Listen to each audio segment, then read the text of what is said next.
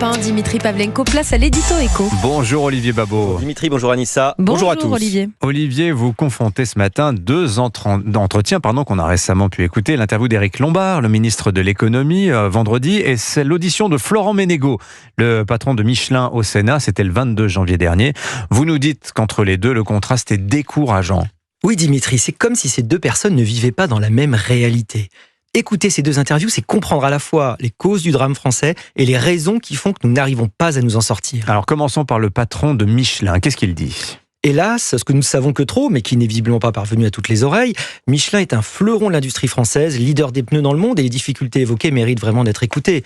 Le réquisitoire de Florent Menegaux est implacable, il montre qu'on est dans le déni de nos problèmes de compétitivité. Salaire élevé, fiscalité sous stéroïdes, surtransposition suicidaire, contraintes sans nombre font qu'il est devenu 2 fois plus cher de produire en France qu'en Asie. Pourtant, on dit que les salaires en France sont trop bas, Olivier. Oui, le salaire net reste trop bas à cause du coin socio-fiscal.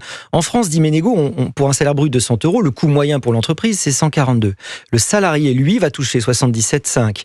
Les mêmes 100 € versés en Allemagne vont coûter 120 à l'entreprise et le salarié va toucher 80. On ne peut pas rivaliser sur la compétitivité prix. Alors, il faut rivaliser sur la compétitivité qualité, mais ça nécessiterait des investissements immenses que seul permet une bonne rentabilité, mais elle est obérée par la fiscalité, c'est une cruelle contradiction. Et alors maintenant, Éric Lombard, notre ministre de l'économie, que dit-il ? Ah là, c'est un changement d'ambiance et même de siècle. On se croirait dans les années 80. L'ensemble de l'interview a une odeur d'intérieur de 205 GTI. Je vous avais dit à cette antenne qu'on regretterait Bruno Le Maire. Alors, florilège de l'étourdissante interview. Toutes les agences publiques sont utiles. On ne touche pas aux fonctionnaires. Circuler, il n'y a rien à voir. Les fonctionnaires, parfois, travaillent trop.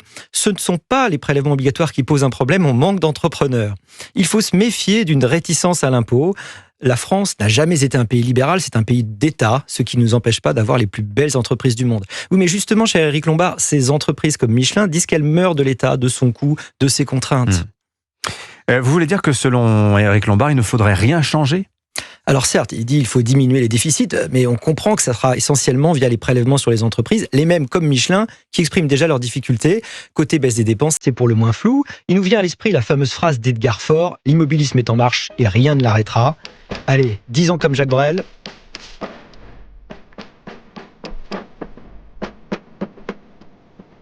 Signature Europe 1, l'édito éco signé Olivier Babot. Merci beaucoup Olivier, 7h21.